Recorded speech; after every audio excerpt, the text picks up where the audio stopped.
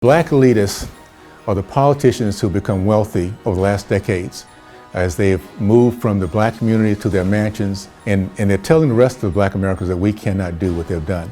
George Floyd's story has been the story of black folks. Free, but not equal.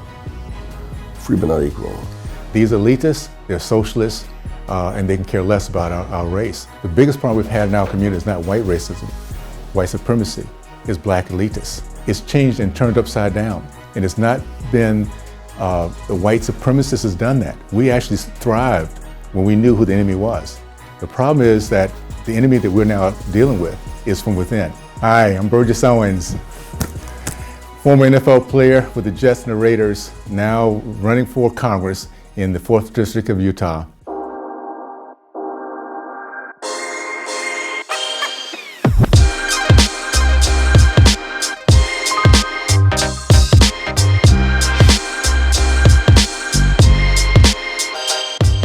I experienced real racism as I was growing up.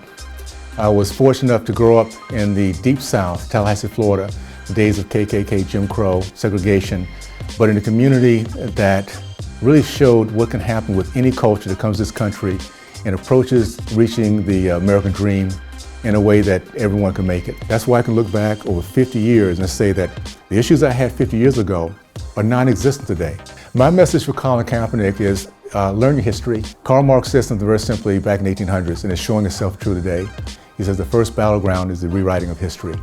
Learn your history, and I stand for that flag because it stood for me. It represents everything that has given me the opportunities that we as Americans want to have. Black leaders have done damage to our community as they've voted for anti-black policies, like not letting our kids have the choice of leaving a bad school.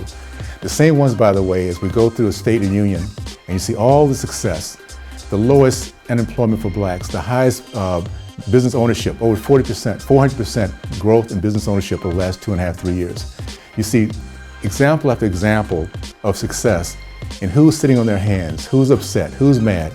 It's the leftists, it's the black elitists that sit there supposedly looking out for our best interests, and they cannot be happy for our best interests because it takes away their power. Promises have been made, hope has been offered, but nothing's come through for us. We have an enemy, and for black community, it's within. They love the fact if you're in a bad school, you're failing, you eventually become a Democratic voter. They're the Black Caucus.